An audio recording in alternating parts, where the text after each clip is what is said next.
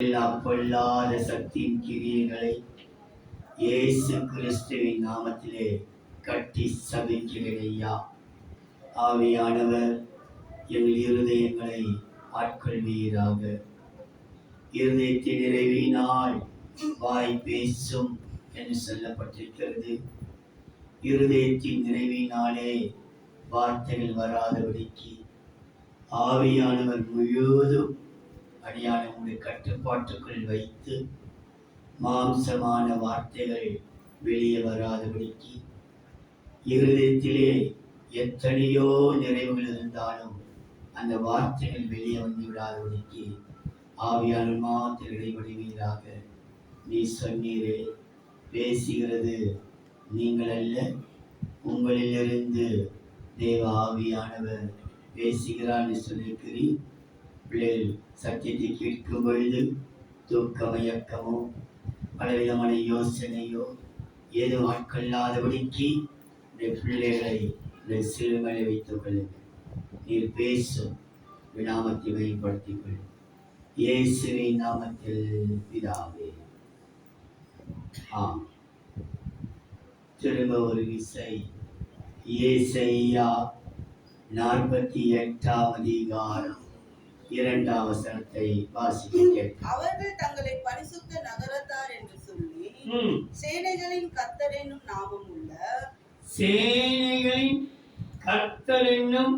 நாமம் உள்ள இஸ்ரவேலின் தேவன் மேல் பற்றுதலாய் இருக்கிறார்கள்.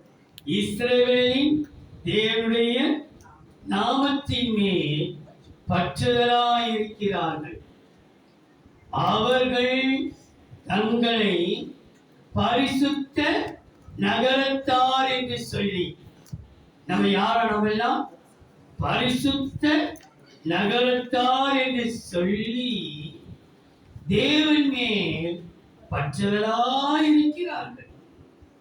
நாம் யார் என்றால் பரிசுத்த நகரத்தார். ஏசாயா 33ஆம் அதிகாரம் 24ஆம் வசனம். ஏசாயா 33:24. வியாதிப்பட்டிருக்கிறேன் என்று நகரவாசிகள் சொல்வதில்லை. வியாதிப்பட்டிருக்கிறேன் என்று நகரவாசிகள், பரிசுத்த நகரவாசிகள் சொல்வதில்லை. அதில் வாசமாயிருக்கிற ஜனத்தின் அக்கிரமம் மன்னிக்கப்பட்டிருக்கும். அதில் வாசமாயிருக்கிற ஜனங்களுடைய அக்கிரமங்கள் மன்னிக்கப்படும். எல்லாருடைய அக்கிரமத்தையும் கர்த்தர் மன்னித்திருக்கிறார். நகரவாசிகள் ஒருவனும் வியாதிப்பட்டதாக சரித்திரமல்ல. இந்த நகரவாசிகள் அல்லது நகரம், பரிசுத்த நகரம் என்று சொல்லும் பொழுது அது நம்ம இருக்கிற இந்த நகரத்துக்கு சொல்லப்படல, நாம் தனிப்பட்ட ஒவ்வொரு சொல்லப்பட்டிருக்கிறது. வாசித்து பாருங்கள். ஏசாயா 60ஆம் அதிகாரம் 14ஆம் வசனம். உன்னை ஒடுக்கினவர்களின் பிள்ளைகளும். ஏசாயா 60ஆம் அதிகாரம் 14ஆம் வசனம். உன்னை ஒடுக்கினவர்களின் பிள்ளைகளும் குனிந்து உன்னிடத்தில் வந்து உன்னை அசட்டை பண்ணின யாவரும் உன் காலடியில் பணிந்து உன்னை கர்த்தருடைய நகரம் என்றும் இஸ்ரவேலுடைய பரிசுத்தரின் சீயோன் என்றும் சொல்வார்கள். நீ கர்த்தருடைய நகரம் என்று சொல்வார்கள். உன் தேசத்திலே கொடுமை கேட்காதே, உன் எல்லைகளில் நாசம் வராதே. கர்த்தர் நகரம், பரிசுத்தரின் சீயோன் என்று கூறி நீ அழைக்கப்படுவாய். எழுந்து பிரகாசி, உன் ஒளி வந்தது. எல்லாரும் கைகளை தட்டி உற்சாகமாக இந்த பாடலை பாடலாம். கர்த்தருடைய நகரம் என்று அழைக்கப்படுவார். நாம் எல்லாரும் கர்த்தருடைய பரிசுத்த நகரம். நாம் கர்த்தருடையவர்கள். இந்த ஆவிக்குரிய வசனங்களை தியானிக்கும் பொழுது நாம் நகரம் என்று சொல்லும் பொழுது நாம் தான் கர்த்தருடைய நகரம். நம்மை குறித்து சங்கீதக்காரன் சொல்கிறார் பாருங்கள். 87ஆம் சங்கீதம் 3ஆம் வசனம். தேவனுடைய நகரமே 87ஆம் சங்கீதம் 3ஆம் வசனம். தேவனுடைய நகரமே, தேவனுடைய நகரமே, உன்னை குறித்து மகிமையான விசேஷங்கள் வசனிக்கப்படும். அப்படி சொல்லப்படும். உன் பெயரை நாசப்படுத்தின ஜனங்களுக்கு முன்பாக, உன் பெயரை கெடுத்த ஜாதிகளுக்கு முன்பாக, உன் பெயரை மட்டுப்படுத்தின ஜனங்களுக்கு முன்பாக வசனம் சொல்கிறது, தேவனுடைய நகரமே உன்னை குறித்து மகிமையான விசேஷங்கள் வசனிக்கப்பட சொல்லப்படும். உன்னை குறித்து மகிமையான பேசப்படும். ஆகையினாலே நீ சோர்ந்து போகாது. அவர்கள் தங்களை பரிசுத்த நகரத்தார் என்று சொல்லி தேவன் மேல் பற்றுதலாயிருப்பார். இந்த இவர்கள் எப்படிப்பட்டவர்கள், எப்படிப்பட்ட நகரத்தின் மேல் பற்றுதலாயிருப்பார்கள் என்று வேதம் சொல்கிறதை சுருக்கமாக நான் சொல்லி முடிக்கிறேன். இன்றைக்கு இந்த தேவனுடைய நகரத்தை குறித்து ஒரு 5 நகரங்கள், எத்தனையோ நகரங்கள் சொல்லப்பட்டிருக்கிறது. ஆனால் ஒரு 5 நகரத்தை குறித்து நான் சொல்லுகிறேன். அப்பொழுது நம்முடைய ஆவிக்குரிய வாழ்க்கையிலே நாம் ஆராய்ந்து பார்ப்பதற்கு, நிதானித்து பார்ப்பதற்கு ஒரு சந்தர்ப்பத்தை கற்று உருவாக்குவாராக. அவர்கள் தங்களை பரிசுத்த நகரத்தார் என்று சொல்லி தேவன் மேல் பற்றுதலாக இருப்பார்கள். எவர்கள் எப்படிப்பட்ட நகரத்தின் மேல் பற்றுதலாக இருப்பார்கள்? முதலாவதாக 48ஆம் சங்கீதம் 1-2. கர்த்தர் பெரியவர், அவர் தமது தேவனுடைய நகரத்திலும். சங்கீதம் 48ஆம் சங்கீதம் 1-2. கர்த்தர் பெரியவர், அவர் நமது தேவனுடைய நகரத்திலும் தமது பரிசுத்த பர்வதத்திலும் மிகவும் துதிக்கப்படத்தக்கவர். மிகவும் துதிக்கப்படத்தக்கவர். வடதிசையில் உள்ள சீயோன் பர்வதம் வடிவமான ஸ்தானமும் சர்வ பூமியின் மகிழ்ச்சியுமாய் இருக்கிறது. அதுவே மகாராஜாவின் நகரம். அதுவே மகாராஜாவின், நம்ம ராஜாதி ராஜாவின் பிள்ளைகள், மகாராஜாவின் நகரமாய் நாம் பற்றிக் கொண்டிருக்கிறோம். நாம் பரிசுத்த நகரத்தார் என்று சொல்லிக்கொண்டு அவர்கள் பற்றுதலாய் இருக்கிறோமே. எந்த நகரத்தில் பற்றுதலாய் இருக்கிறோம் என்றால் மகாராஜாவின் நகரம் நாம் பற்றி கொண்டிருக்கிறோம். மகாராஜாவே, மகா பிரபுவே, நீ சாதாரண ராஜா அல்ல, இளவரசர் அல்ல, மகா பிரபு, ராஜாதி ராஜா, மகாராஜா. அப்போ மகாராஜாவின் நகரத்தில் வாசமாயிருந்து அவரை பற்றி கொண்டிருக்கிறவர்கள் பாக்கியவான்கள். உண்மை உறுதியாய் பற்றி கொண்ட மனதையுடையவர்கள் பாக்கியவான். இந்த மகாராஜாவின் நகரம் நமக்கு ஒரு பாடத்தை கற்றுக் கொடுக்கிறது. என்ன பாடம்? மத்தேயு சுவிசேஷம் 5ஆம் அதிகாரம் 35ஆம் வசனம். மத்தேயு 5ஆம் அதிகாரம் 35ஆம் வசனம். பூமியின் பேரிலும் சத்தியம் பண்ண வேண்டாம். அது அவருடைய பாதபடி. எருசலேமின் பேரில் சத்தியம் பண்ண வேண்டாம். அது மகாராஜாவுடைய நகரம். மகாராஜாவின். அப்போ இந்த பொய் சத்தியத்தை நம்ம சொல்லக்கூடாது. சத்தியமா சொல்றேன், ஆண்டவர்ல சத்தியமா சொல்றேன், பைபிள்ல சத்தியமா, பொய் சத்தியம். ஆனா அவங்க சொல்லிட்டு ஒண்ணு உண்மையா இருக்கும், 99 பொய். மகாராஜாவின் நகரம் சத்தியத்தை குறித்து சொல்லப்படுகிறது. நீ எதன் மீது சத்தியம் பண்ண வேண்டாம்.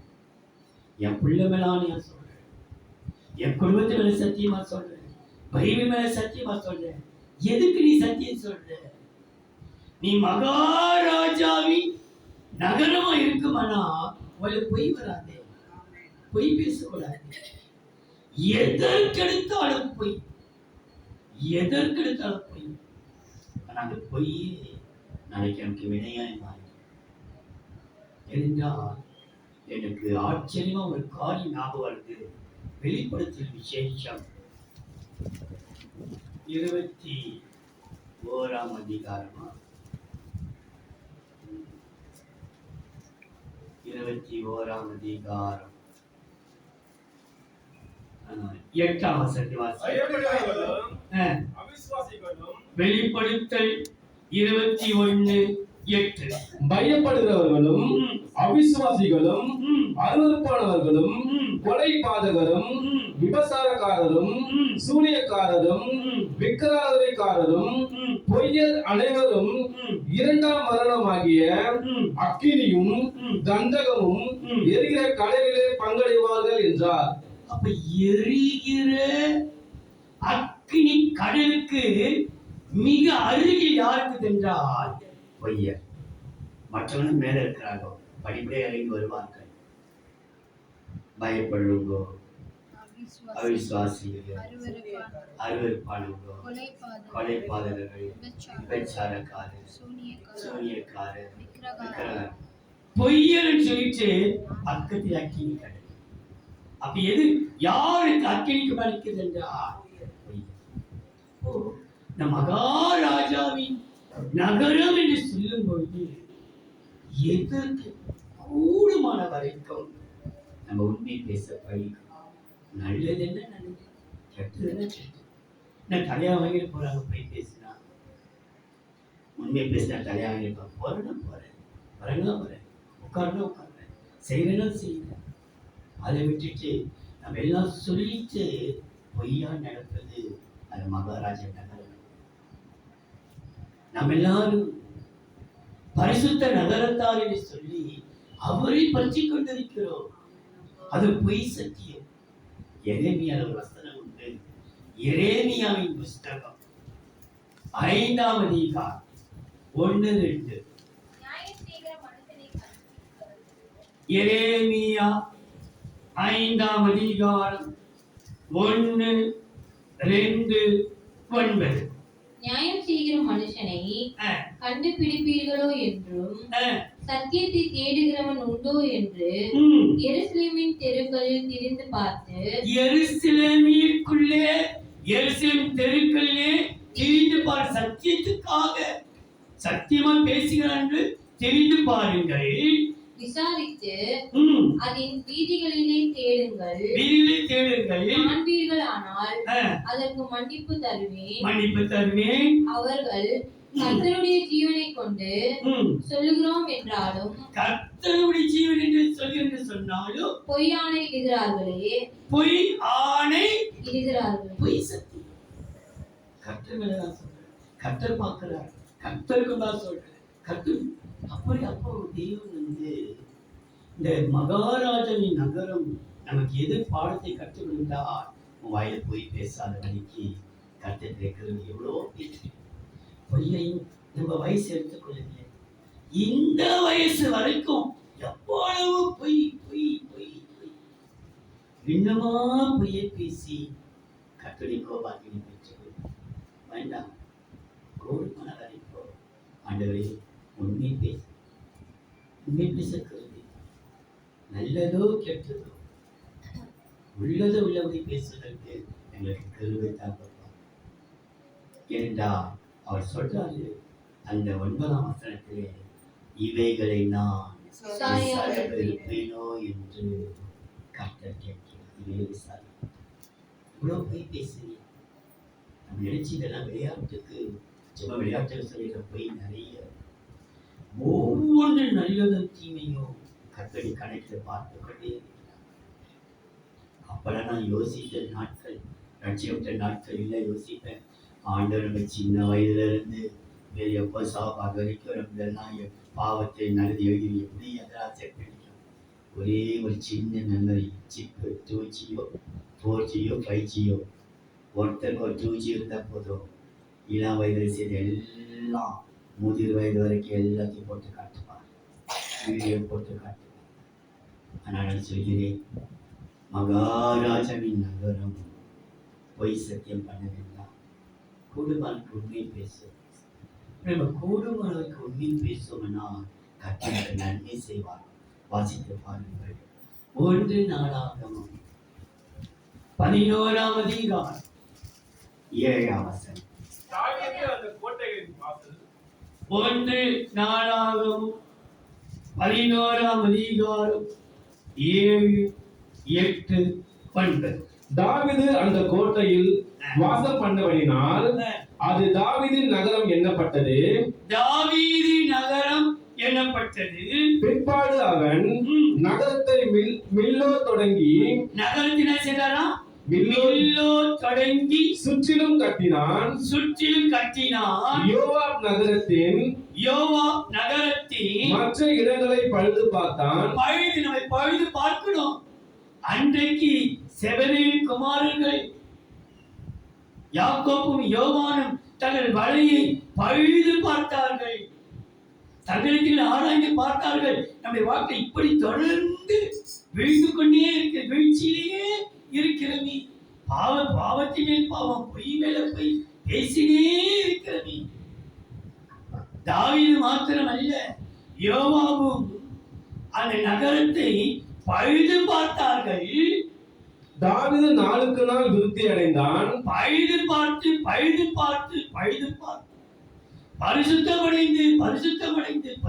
பரிசுத்தமடைந்தது நிமித்தமாக தாவீது நாளுக்கு நாள் விருத்தி அடைந்து தேவனுடைய கர்த்தர் சேனையுடைய கர்த்தர் அவனோடு கூட இருந்தார். நாளுக்கு நாள் அவன் விருத்தி அடைந்ததினாலே சேனையின் கர்த்தர் அவனோடு கூட. பொய்யானை இவளோடு கர்த்தர் இருப்பாரா? யோசிப்பார். சத்தியமா சொல்றேன், நான் நடக்கிற இதெல்லாம் பேசுறது போல.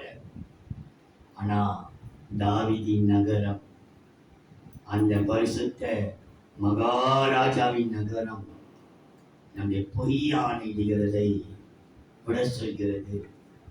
அதை விட்டு விடுவோமானால் கர்த்தருடைய வசனம் நாளுக்கு நாள் விருத்தி அடைய செய்வார். மகாராஜாவின் நகரம் நம்மை விருத்தி அடைய செய்யும். ஆகினால் மகாராஜாவின் நகரத்தை நாம் பற்றிக் கொள்வோம். அவர்கள் பற்றுதலாய் இருப்போம். மகாராஜாவின் நகரத்தின் மேல் பற்றுதலாய் இருப்போமானால் அவர் நம்மை விருத்தி அடைய செய்யும். இரண்டாவது, எரேமியாவின் புஸ்தகம் 49ஆம் அதிகாரம் 25ஆம் வசனம். எரேமியா 49ஆம் அதிகாரம் 25ஆம் வசனம். சந்தோஷமான என் ஊராகிய அந்த புகழ்ச்சியுள்ள நகரம் என்ன நகரம் இது? புகழ்ச்சி. அவர்கள் தங்களை பரிசுத்த நகரத்தார் என்று சொல்லி தேவன் மேல் பற்றுதலாய் இருப்பார். எந்த நகரத்தில் பற்றுதலாய் இருப்பார் என்றால் புகழ்ச்சி உள்ள நகரம்.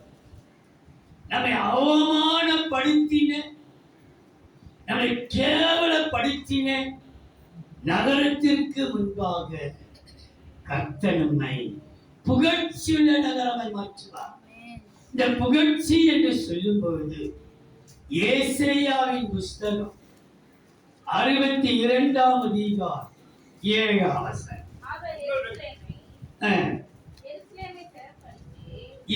ஏசாயா 62ஆம் அதிகாரம் 7, 8, 9. அவர் எருசலேமை சிறப்படுத்தி பூமியிலே அதை புகழ்ச்சியாக்கும் வரைக்கும் அவரை அமர்ந்திருக்க விடாதிருங்கள். இனி நான் உன் தானியத்தை உன் சத்துருக்களுக்கு ஆகாரமாக கொடு. உன்னுடைய வருமானத்தை வேறொருக்கு கர்த்தர் கொடுக்க விட மாட்டார். நீ உழைக்கிற உழைப்பின் வருமானம் உனக்கு கொடுக்கப்படும். உன்னுடைய ஆகாரத்தை உன் சத்துருக்கள் கையிலே கொடு. உன் பிரயாசத்தினாகிய உன் திராட்சரசத்தை அந்நியர் குடிப்பதில்லை என்று கர்த்தர் தமது வலது கரத்தின் மேலும் தமது வல்லமையுள்ள புயத்தின் மேலும் ஆணையிட்டார். அதை சேர்ந்தவர்களே அதை புசித்து கர்த்தரை துதிப்பார்கள். அதை கூட்டி வைத்தவர்களே என் பரிசுத்த ஸ்தலத்தின் பிரகாரங்களில் அதை குடிப்பார்கள். வாசல் வழியாய் பிரவேசியுங்கள். கவனியுங்கள், அவருக்குள் அவரை பிரஸ்தாபம் பண்ணுகிறவர்கள், அவரை துதிக்கிறவர்கள், அவரை ஸ்தோத்திரிக்கிறவர்கள், அவரை நாளுக்கு நாள் பிரஸ்தாபப்படுத்துகிறவர்கள் இந்த புகழ்ச்சியுள்ள நகரத்தை பற்றி கொண்டிருப்பார்கள். அப்படி என்றால் உன் வறுமையை கர்த்தர் மாற்றுவார். உன் கையின் பிரயாசத்தை அவர் ஆசீர்வதிப்பார். உன் குறைவுகளை அவர் நிறைவாக்குவார். உன்னுடைய தேவைகளை அவர் சந்திப்பார். நீ கஷ்டப்பட்டு வேறொரு அனுபவிக்க விட மாட்டார். காரணம் இந்த புகழ்ச்சியுள்ள நகரம் அவருடைய பிரயாசத்தை அவர் உன் கையின் பிரயாசமாகிய திராட்சரசத்தை நீ குடிப்பார். வசனம் சொல்கிறது பாருங்கள். எரேமியா 31 அதிகாரம் 18 வசனம். நீர் என்னை தண்டித்தீர். எரேமியா 31 அதிகாரம் 38 வசனம். நீர் என்னை தண்டித்தீர். நான் பணியாத மாடு போல் அடிக்கப்பட்டேன். என்னை திருப்பும், அப்பொழுது திருப்பப்படுவேன். நீரே என் தேவனாகிய கர்த்தர். எரேமியா 30 அதிகாரம் 18 30 என்னவென்றால், இதோ நான் யாக்கோபுடைய கூடாரங்களில். எரேமியா 30 அதிகாரம் 18 19 20. கர்த்தர் சொல்லுகிறது என்னவென்றால், இதோ நான் யாக்கோபுடைய கூடாரங்களின் சிறையிருப்பை திருப்பி அவன் வாசஸ்தலங்களுக்கு இரக்கம் செய்வேன். நகரம் தன் மண்மேட்டின் மேல் கட்டப்படும். புகழ்ச்சியுள்ள நகரம் எங்கே கட்டப்படுமா? மண்மேட்டின் மேல். இந்த புகழ்ச்சி நீ மண் என்று சொன்னார்கள், ஒன்றுக்கு உதாரணம் என்று சொன்னார்கள், ஒன்றுக்கு புரோஜனம் என்று சொன்னார்கள். இந்த மண்ணான நகரத்தை மண்மேட்டின் மேல் நகரம் கட்டப்பட்டு அரண்மனை முன்போல் நிலைப்படும். அரண்மனை முன்போல முன்னிருந்தது போல நிலைப்படும். அவைகளிலிருந்து சோத்திரமும் ஆடல் பாடலின் சத்தமும் புறப்படும். என்ன கேட்குமா? சோத்திரமும் ஆடல் பாடல் சத்தமும் புறப்படும். அவர்களை வர்த்திக்க பண்ணுவேன். அவர்களை நான் வர்த்திக்க பண்ணுவேன். அவர்கள் குறுகி போவதில்லை. அவர்களை மகிமைப்படுத்துவேன். அவர்கள் சிறுமைப்படுவதில்லை. அவர்கள் பிள்ளைகள் முன்போல் இருப்பார்கள். அவர்கள் சபை எனக்கு முன்பாக திடப்படும். அவர்களை ஒடுக்கிற யாவரையும் தண்டிப்பேன். தேவப்பிள்ளையே, இந்த நகரம் உன் பெயரை கெடுத்த ஜாதி ஜனங்களுக்கு முன்பாக நீ சோத்திரத்தை மாத்திரம் பாடல் துதி சோத்திரத்தை புறப்பட சோத்திர துதி சோத்திரத்தை எடுத்துக்கொண்டே இருப்பாய். அண்ணா, கர்த்தருடைய வார்த்தை, நான் அவர்களை வர்த்திக்க பண்ணுவேன். அவர்கள் குறையப்பவதில்லை. அவர்களை மகிமைப்படுத்துவேன். ஆடல் பாடல் துதி சோத்திரங்கள் நம்முடைய வாழ்க்கையிலே காணப்படுது. துதியின் சத்தம் குறைந்திருக்கிறதா கூடியிருக்கிறதா? எவ்வளவு நீ சோத்திரம் பண்ணுகிறாய்? சபையில வந்து நீ சோத்திரம் பண்ணலையே, நீ வீட்டுல இருந்து சோத்திரம் பண்ண போற. சோத்திரம் பண்ணுறது ஆத்திரம் தானே வருது. இப்பெல்லாம் எங்களுக்கு வாயில் சோத்திரம் வருது, ஆத்திரமா தானே வருது. தேவ பிள்ளையே, இந்த புகழ்ச்சியில நகரம் நமக்கு எதை காண்பிக்கிறது? சோத்திர சத்தத்தை. என் பிள்ளை சோத்திரத்தினால் நிறைந்திருக்கிறார்களா? உன் வாயில சோத்திரம் வருதா? என்றைக்கு உன் வாயில சோத்திர சத்தம் வரலையோ இருதயம் இருந்தடைந்து. நீ வாசித்து பாருங்களேன். ரோமர் 1:21 வாசியுங்கள். அவர்கள் தேவனை அறிந்தும். ரோமர் 1:21 தேவனை அறிந்திருக்கிறார்கள். அறியவில்லையே. நீ எங்கே போனாலும் தேவன் இருக்கிறார் என்று நீ அறிந்திருக்கிறாயே. அவர்கள் தேவனை அறிந்தும் அவரை தேவன் என்று மகிமைப்படுத்தவில்லை. எல்லா மகிமையும் மனுஷர்களுக்கு, கர்த்தருக்கு இல்ல. அவர்கள் மகிமைப்படுத்தாமலும் ஸ்தோத்தரியாமலும் எப்போதுமே ஸ்தோத்தரியாமல் இருந்து சிந்தனை ஏதோ யோசனை, கண்ட குப்பை யோசனை. அவர் யாரும் இதனால் யோசித்து சிந்த கரப்பட்டு யுகமையில அவங்க குப்பை தங்கள் சிந்தையிலே வீணரானார்கள். உணர்வில்லாத இருதயம் இருளடைந்தது. நீ சோதரிக்க கர்த்தருடைய புகழ்ச்சியை நகராக மாற்றுகிறார். அதையினால் நீங்க கூடும் சோதனை. நான் சொல்ல வேண்டிய கடவுளுக்கு சொல்றேன்.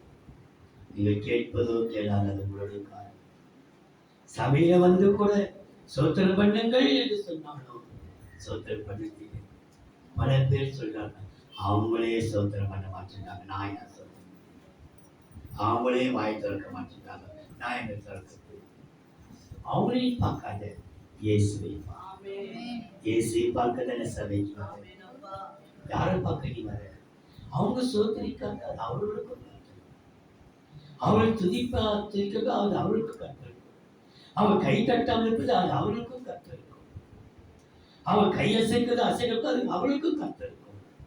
நீ அவங்களை பார்க்கிற, அவளை பார்க்க நீ வர. நீ சோதரிக்க உன் இருதயம் வெளிச்சமா. கர்த்தனை மகிமைப்படுத்த கர்த்தம் காரியங்களை ஜெயமாய் மாற்றுவா, உன்னை புகழ்ச்சி ஆக்குவா. அவளை ஒடுக்கினவர்களை நான் தண்டிப்பேன். உன்னை கர்த்தர் வர்த்திக்க பண்ணுவாராம்.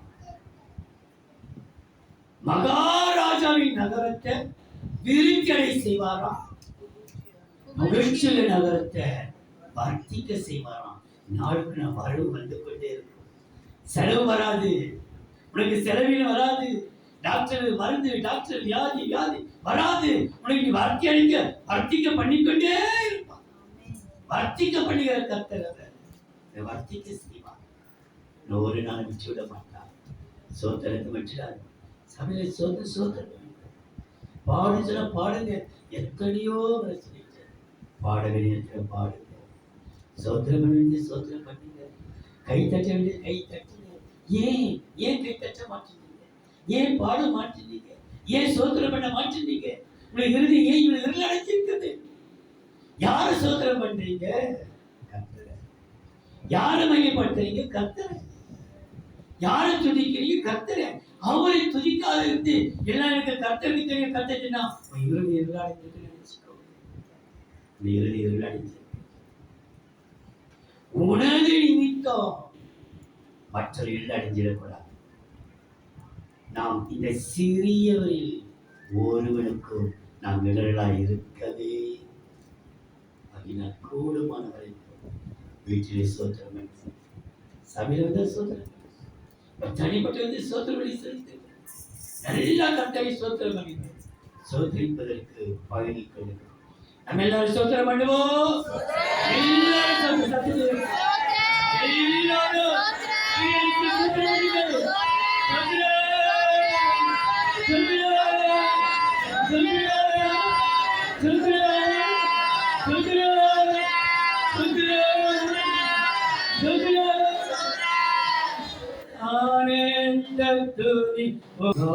ராஜாவின் நகரம் நம்மை விருத்தியடை செய்யும். புகழ்ச்சியுள்ள நகரம் நம்மை வர்த்திக்க பண்ணும். மகாராஜாவின் நகரம் பொய் சத்தியம் பண்ணக்கூடாது என்கிற பாடத்தை கற்றுக் கொடுக்கிறது. புகழ்ச்சியுள்ள நகரம் அதிகமாய் சோதனைகளை செலுத்த வேண்டும் என்பதை சொல்லிக் கொடுக்கிறது. மூன்றாவது, புலம்பலின் புஸ்தகம் 2ஆம் அதிகாரம் 15ஆம் வசனம். வழிபோக்கர் யாவரும் புலம்பல் 2:15. வழிபோக்கர் யாவரும் உன் பேரில் கை கொட்டுகிறார்கள். எருசலேம் குமாரத்தின் பேரில் ஈச போட்டு தங்கள் தலைகளை துலக்கி பூர்வ வடிவமும் சர்வ பூமியின் மகிழ்ச்சியுமான நகரம் நகரம் இதுதானா என்கிறார். இதுதானோ மகிழ்ச்சியான நகரம் சொன்னீங்களே? கர்த்தருக்குள் மகிழ்ச்சியாய் இருப்பதே உங்களுடைய வேலை. கர்த்தருக்குள் மகிழ்ச்சியாய் இருப்பதே உங்களுடைய வேலை. எது இருந்தாலும் இல்லாவிட்டாலும், மந்தனையில் ஆற்றில் வந்து கடாக்கள் இல்லாவிட்டாலும், அத்திமரத்திலே கனிகள் காய்க்காவிட்டாலும், கர்த்தருக்குள் மகிழ்ச்சியாய் இருப்பதே. அப்போ இந்த மகிழ்ச்சியுள்ள நகரம் என்று சொல்லும் பொழுது இந்த மகிழ்ச்சி எதை காட்டுகிறது? மகிழ்ச்சியுள்ள நகரம் எசேக்கியேல் 48ஆம் அதிகாரம் 35ஆம் வசனம். எசேக்கியேல் 48ஆம் அதிகாரம் 35ஆம் வசனம். சுற்றிலும் அதன் அளவு 11,000 கோலுக்கும் அந்நாள் முதல் நகரம் யெகோவா ஷம்மா எனும் பெயர் பெறும். நகரம் எப்படி தெரியுமா? யெகோவா ஷம்மா. ஷம்மா என்றால் கர்த்தர் கூடவே இருக்கிறார். ஈப்ரு பாஷையிலே ஷம்மா, தேவன் இருக்கிறார். ஷாலோம், சமாதானம். சமாதானம். இன்னைக்கு இருக்கிறது. உன் நகர் சுற்றிலும் 12,000 கோடல் சதுரமாயிருக்கிறது. உன் வாழ்க்கையிலே தேவன் இருக்கிறாரா? உன்னை நீ ஆராய்ந்து பார்க்க. நகரம் இன்னொன்று என்ன சொல்லப்படுமா? யெகோவா ஷம்மா, தேவனோடு இருக்கிறார். ஆராய்ந்து பார்க்க. நாம் மகிழ்ச்சி எழுந்து நிற்கிறோமா? மகிழ்ச்சியுள்ள நகரத்துக்குள்ளே பற்றுதலா இருக்கிறோமா? அது மாத்திரமல்ல, இந்த மகிழ்ச்சியுள்ள நகரம் இன்னொரு சுற்றி காண்பிக்கிறது. ஓபதியா 20ஆம் வசனம். ஓபதியா 1:20. அது ஒரே அதிகாரம். ஓபதியா ஒரே அதிகாரம். அது 20ஆம் வசனத்தை வாசிக்க. சர்பாத் மட்டும் கானானியருக்குள்ளே சிறைப்பட்டு போயிருக்கிறார்கள். சிறையிலிருந்து வெளியே வர முடியல. தேவன் உன்னோடு இருக்கிறார்களுக்கு சிறையில இருக்கிறார்கள். சிறைப்பட்டு போன இஸ்ரவேல் புத்திரராகிய இந்த சேனையையும் சேப்பாரத்தில் சிறைப்பட்டு போன எருசலேம் நகரத்தாரோ தென்திசை பட்டணங்களையும் சுதந்தரித்துக் கொள்வார்கள்.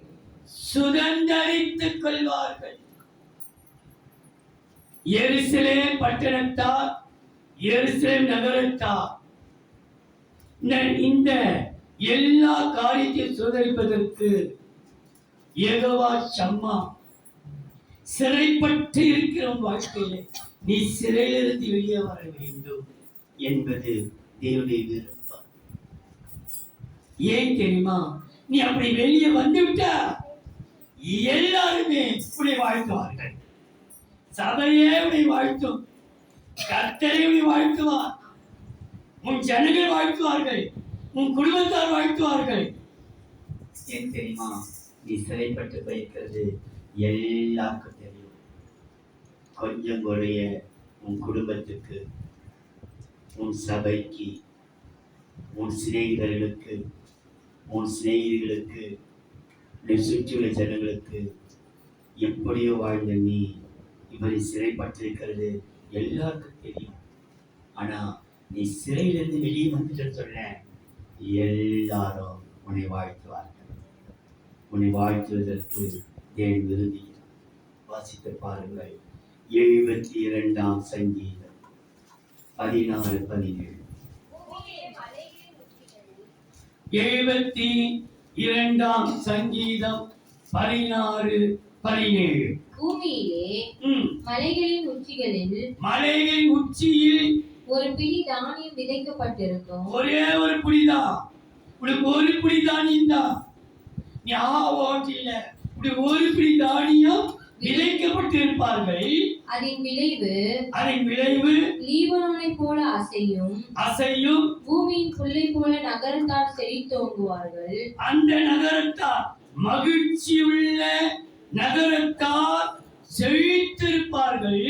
அவருடைய நாமம் என்றென்றைக்கும் இருக்கும். சூரியன் உள்ள மட்டும் அவருடைய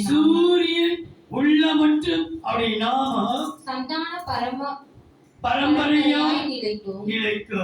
மனுஷர் அவருக்குள் ஆசீர்வதிக்கப்படுவார்கள். மனிதர்கள் அவருக்குள், அவர் தனிப்பட்ட மனுஷருக்குள்ளே ஆசீர்வதிக்கப்படுவார்கள்.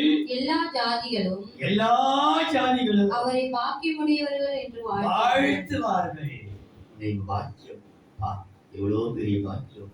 சிறையிலிருந்து வெளியே வந்துட்டாங்க, சிறையிலிருந்து மாற்றிட்டாரு, சிறையிலிருந்து வந்துட்டார்கள், எல்லாரும் வாழ்த்துவார்கள்.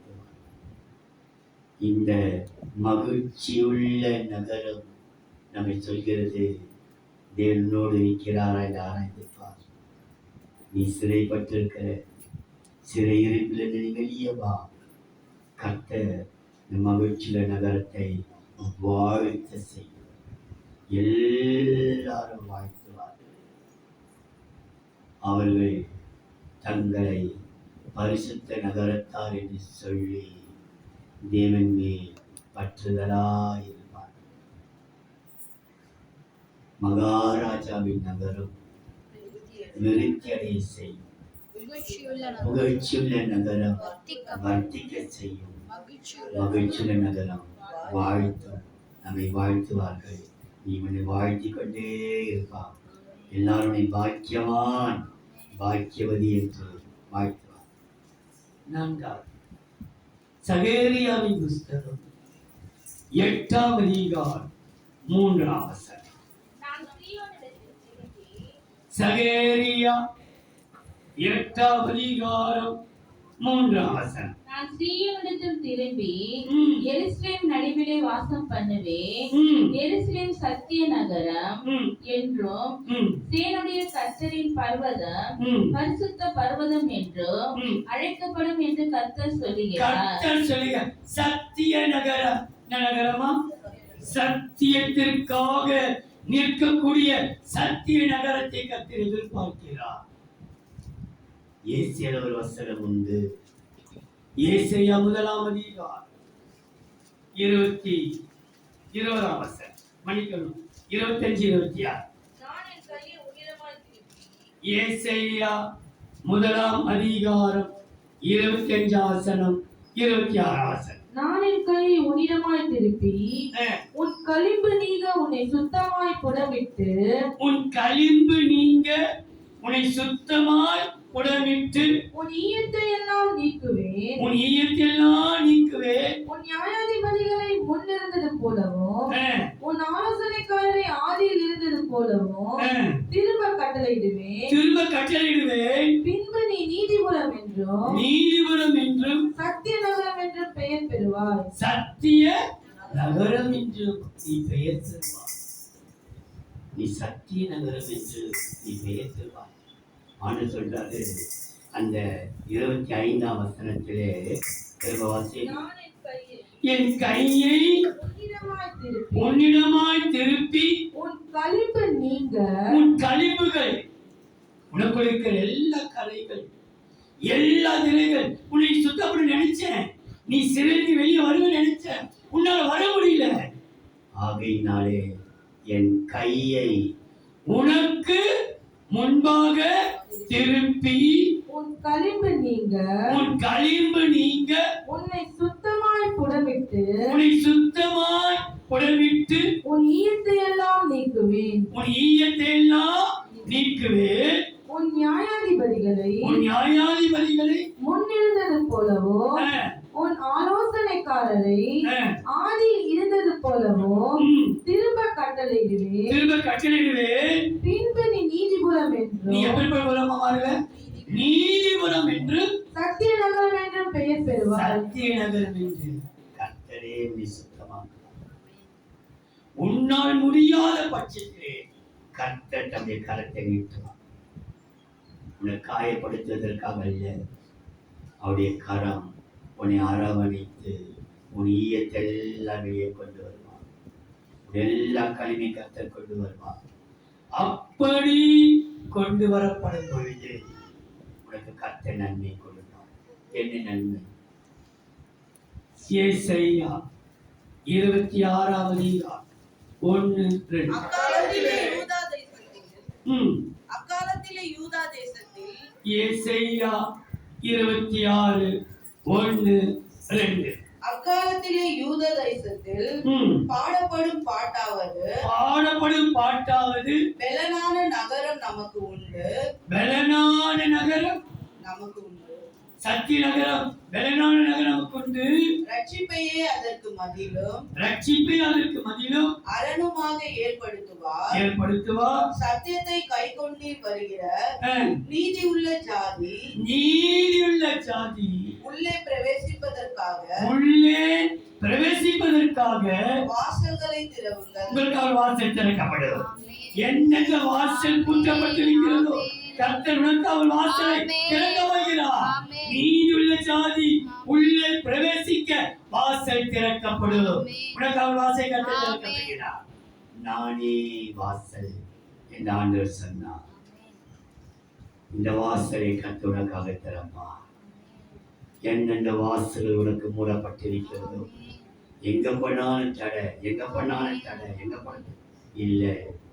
உனக்காக ஒரு நகரம், சத்திய நகரம், கர்த்தரே உன்னை சீர்படுத்துவார். நீ சிறையிலிருந்து வெளியே வர முடியாத பட்சத்திலே தம்முடைய கரத்தை நீட்டி உன் களிம்பெல்லாம் நீக்குவார். அவர் உன்னை சீர்படுத்தி உனக்காக அவர் வாசலை திறப்பார்.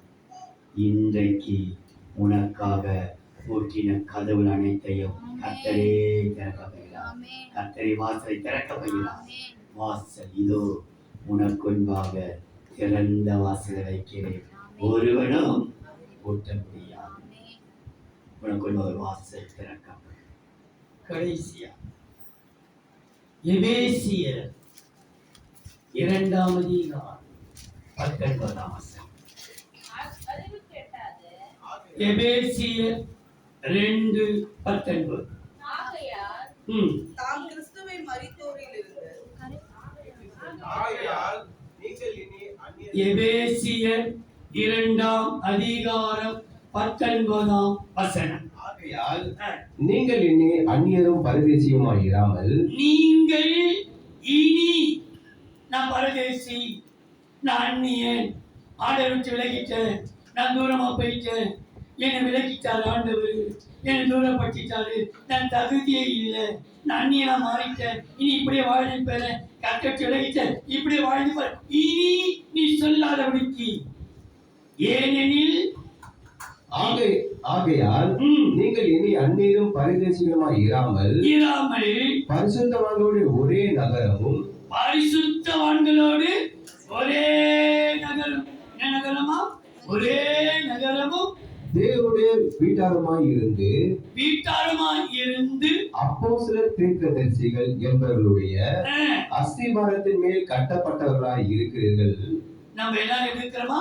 ஒரே நகரம், எல்லாரும் இணைந்து அப்போஸ்தலரோடு, தீர்க்கதரிசிகளோடு, சுவிசேஷகரோடு, மேய்ப்பர்களோடு, போதகரோடு ஒரே ஐக்கியமாக இருப்பதற்கு தேவன் நமக்கு ஒரே நகரம். இந்த ஒரே நகரம் நமக்கு ஒரே நகரம் பரவாயில்லை. நிலையில்லாத உலகம், நிலையில்லாத நகரம் இது என்று சொல்லப்பட்டிருக்கிறது. எபிரேயர் 13ஆம் அதிகாரம் 14-15. நிலையான நகரம் நிலையான நகரம் நமக்கு இங்கே இல்லை. எபிரேயர் 13ஆம் அதிகாரம் 14-15. நிலையான நகரம் நமக்கு இங்கே இல்லை. வரப்போகிறதையே நாடி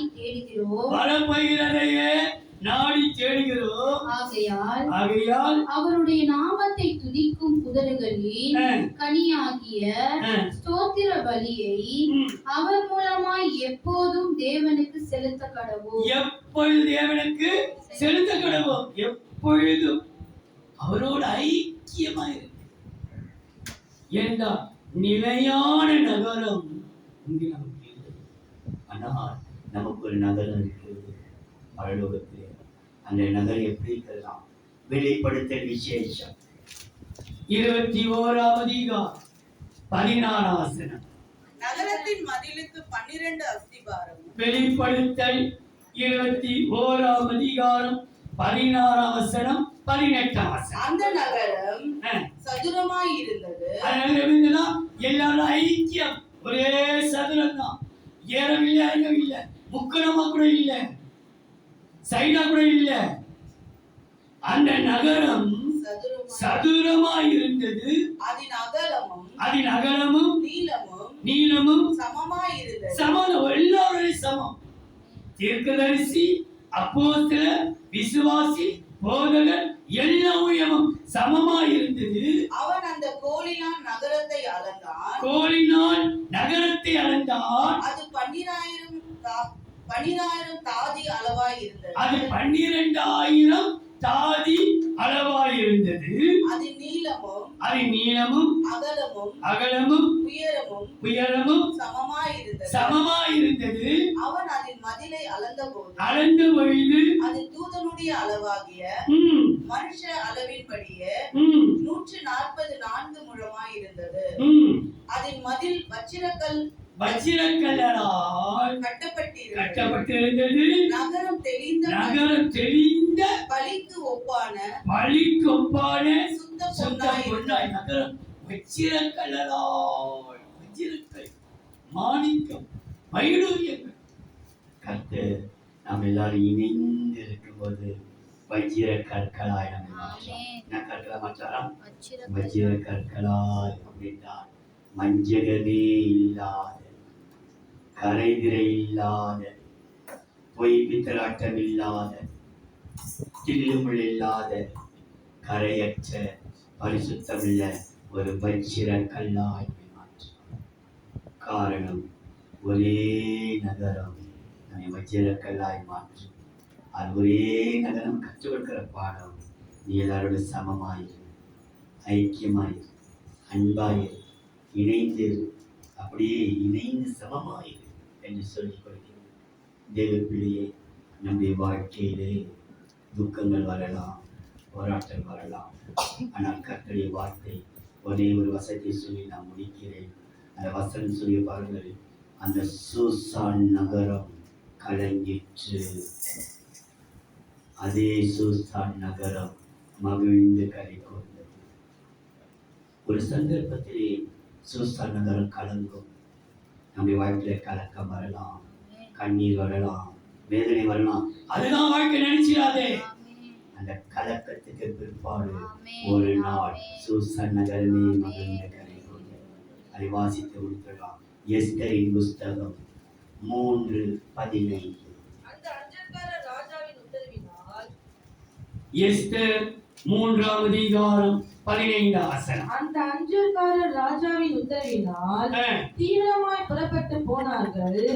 அந்த கட்டளை சூசான் அரண்மனையில் பிறந்தது. சூசான் அரண்மனையில் பிறந்தது. ராஜாவும் மாமானும் குடிக்கும்படி உட்கார்ந்தார்கள். சூசான் நகரம் கலங்கிற்று. சூசான் நகரம் கலங்கிற்று. 3:15 சொல்லுது. 8:15 பாருங்கள். 8:15 அப்பொழுது மொர்தெகாய் கவனியுங்கள்.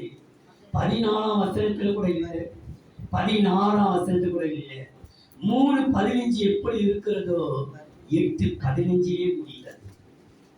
சூசான் நகரத்தை குறித்து 3:15 8:14 வந்திருக்கலாம், 8:16 வந்திருக்கலாம், 8:17 வந்திருக்கலாம். ஆனா அதே 8:15 வசனம் சொல்லப்பட்டிருக்கிறது. சூசான் நகரம் மகிழ்ந்தது.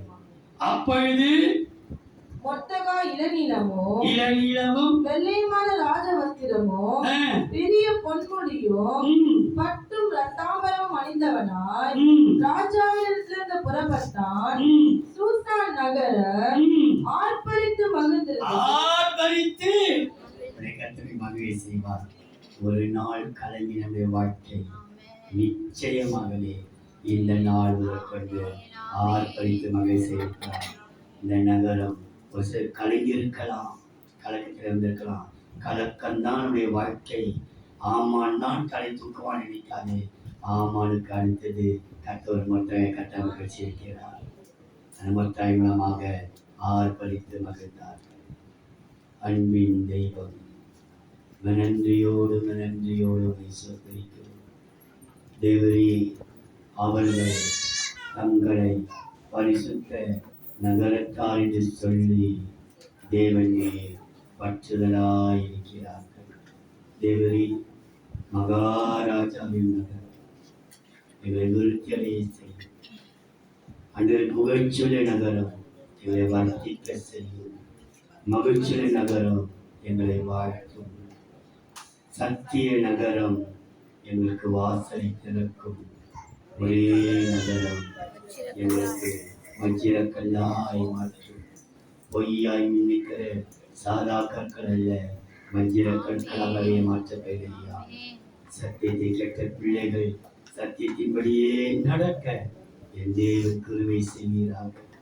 வசனத்தை விதைக்கிறேன், இருதயத்திலிருந்து வசனத்தை விதைக்கிறேன். 100க்கு 100 பலன் கொடுக்க வேண்டும் என்றே விரும்புகிறேன். கர்த்தர் கிருபை செய்கிறார், ஆசீர்வதிப்பீரார். இயேசுவின் நாமத்தில் பிதாவே. ஆமென்.